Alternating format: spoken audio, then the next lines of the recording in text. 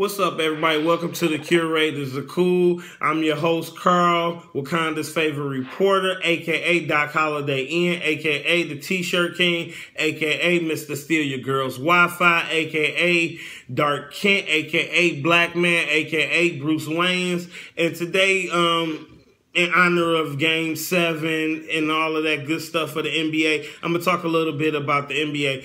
And I'm not going to give my predictions, although I guess technically I just said I wasn't going to give it, but I'm giving it anyway. Golden State going to win it. I'm not going to even say the score. I'll say that for when they win it and I post my video. But anyway, what I want to talk about was just a trend I noticed. And I noticed this, like, I'm a Detroit Pistons fan through and through.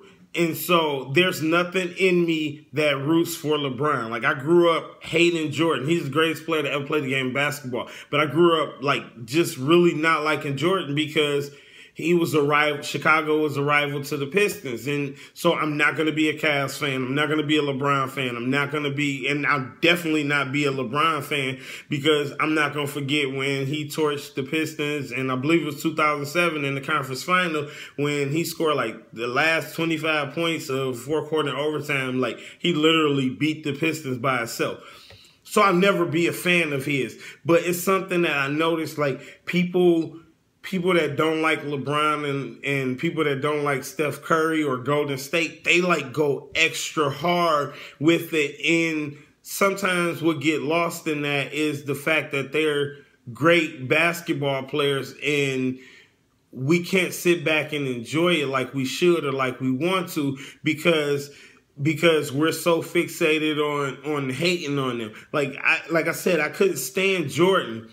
But I was able to watch the games live. I was able to watch the highlights. I was able to see what he was doing on a day-to-day basis. I couldn't stand him and I rooted for him to lose, but I was able to stop and appreciate how great he was, how good he was. And the same thing with a lot of the Kobe haters. Like, now that he's gone, like, you're not going to be able to appreciate how good he was. And this goes with LeBron and Steph Curry, Golden State, and Cleveland. Like, you're so busy finding everything that's wrong with him, you don't get to appreciate his greatness. Like, I can't stand LeBron, and there's a lot of people that can't stand him. I can't stand him because I'm a Pistons fan. But there's people that just can't stand him, and then they make up stuff like he's not clutch. But he puts up numbers on a consistent basis. Like, and they say, well, he should have won more championships. I grew up in the Jordan era. Like, Jordan stopped some of the greatest players of all time for getting a championship. Patrick Ewing never got a championship because he played in the Jordan era. Charles Barkley never got a championship. You know, things like that. So going to the finals is a big deal, and actually winning a championship is a big deal. So people need to be able to stop and appreciate, like his game, because eventually he's going to get older, he's going to slow down, and then he's going to retire, and then you're going to be talking to your kids or like, remember LeBron, and you don't get to sit back and enjoy it. You're going to have to remember, and then everybody know history is always revisionist when it comes to history. Like, right now, LeBron is like one of the most hated players or whatever. And when he retired and it's all said and done, people are going to talk about how great he was and all these numbers and all these stats. People are going to mention it. But I'm just here, like, I'm just saying, like, enjoy it and appreciate it, because at the end of the day, like, he's one of the best players to ever play the game of basketball. And you're so busy hating him that you don't get to just enjoy and watch him play. Like, especially if Golden State is not your team, like, you can't enjoy the game. And the same thing goes for Steph Curry. I hear, like, he's too little. He's not a true point guard. All he is a shooter. He can't dribble. He can't get to the rack. And I disagree with the multitude of those things, although he's not a traditional point guard. But like what Steph Curry's doing also, like, it's really it's really one of those things. He's one of those blue chip players that doesn't come around that often. And people should just appreciate watching how he plays the game of basketball, because we've had good shooters, great shooters and everything, but we've never seen nobody play the game of basketball in the NBA the way that Steph Curry plays it or whatever. And sometimes you got to sit back and just appreciate that. Here we got a game 7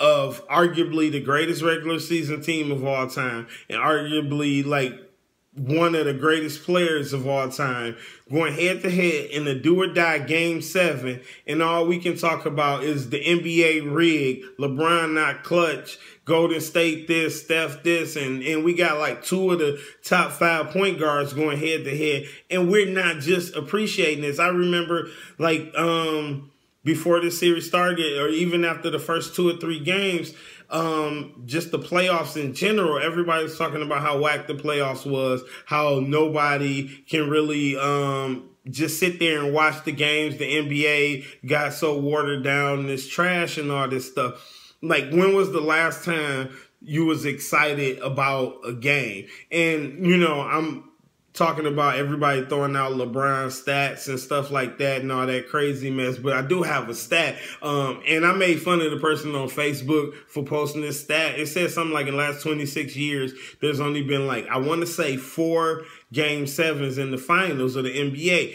And that is rare. Like, as a sports fan, we get the ultimate treat, like the best team, no doubt the best team in the West, and no doubt the best team in the East, and arguably the greatest regular season team of all time, and arguably like one of the greatest players of all time clashing. And we need to sit back and just appreciate that. Stop thinking about how much you hate LeBron. Stop talking about or thinking about how much you hate Steph Curry, the Golden State Warriors. Like, sit back and enjoy this moment, because this doesn't happen often, and it's funny because with like, the one thing I love about sports is records being one thing I like about sports is records being broken and history being made. So I was watching the NBA when the Bulls went 72-10, and that was the craziest thing I had seen at that time. And there's been teams since then that's come real close, but nobody's done it. And then I'm able to be alive and watch the NBA when I see a team break that record and go 73-9. Like, those things don't come around often. Like, I'm not a huge Patriot fan. I can't stand Tom Brady, even though I'm a U of M fan. I can't stand Tom Brady. But the year that they went undefeated and everything, that was the one year I was rooting for them. And not because I liked them, not because I thought that they were the favorite. It was simply because, like, when in my lifetime am I going to get to see a football team go undefeated and win the championship? So history being made and records being broken is so big to me. And now we get to sit down and watch history being made, and then people can't enjoy it because they hate him. At the end of the day, LeBron is arguably one of the greatest players that played the game of basketball, and the Golden State Warriors arguably the best regular season team of all time. Now, if they win the championship in game 7, then you can officially say that they are, because they had the best record and then they beat all the competition or whatever. But just sit back and enjoy it, and please stop with the NBA being rigged. And I watch Steven Jackson a lot.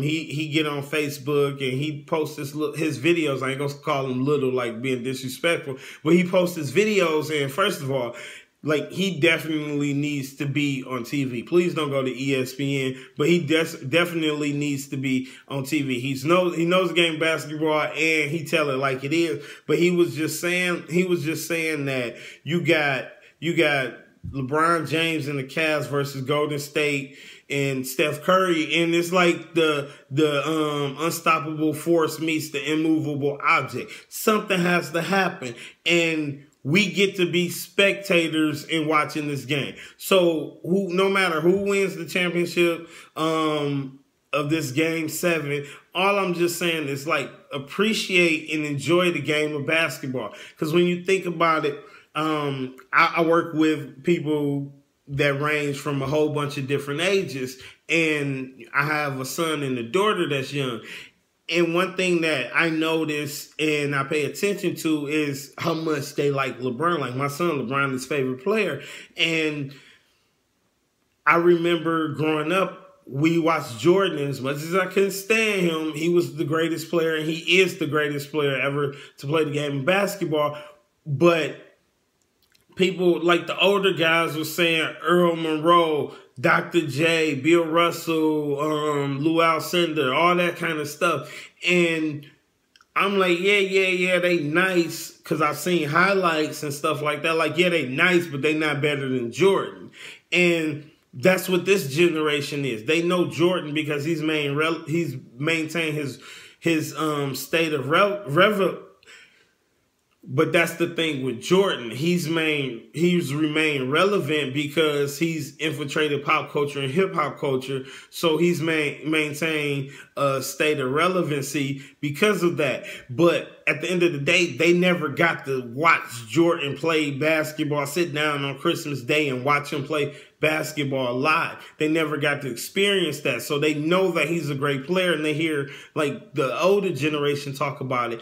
But LeBron is their Jordan. And if he wins a championship in Cleveland, like, I think that with the new generations to come, he's going to be considered the greatest basketball player of all time. I disagree with it completely, so don't kill me, over that. But he's going to be considered that, and especially if he brings a championship to Cleveland. Like, anybody that loves sports and knows sports, they know the city of Cleveland, when it comes to sports and championships, they're cursed. And so for him, and his name is King James. And for him to break that curse, like King James to break that curse, that's going to be like something huge. That's going to be one of those moments in history and time that I'm talking about. Like, I get to see that in my lifetime. And I'm not a LeBron fan at all. But history being made, like, I would appreciate that. So that's all I got for you. Enjoy the game. Enjoy the game. Relax. Watch it for what it is. Two great teams playing basketball against each other in a do-or-die situation. Of course, I'm going to have my recap and all that good stuff afterwards. If Cleveland wins, stay tuned, because I got Golden State. But if Cleveland wins, I made a bet with my daughter that I would do something crazy, like, I don't know. Like, I told her that I'll let her make up a punishment for me, and she said it's gonna deal with eating some nasty food or some food like she just mixed together and make up. So if Cleveland wins, stay tuned for that. Also, subscribe, leave a comment, like, dislike, do all that good stuff, and I'll talk to y'all after the game.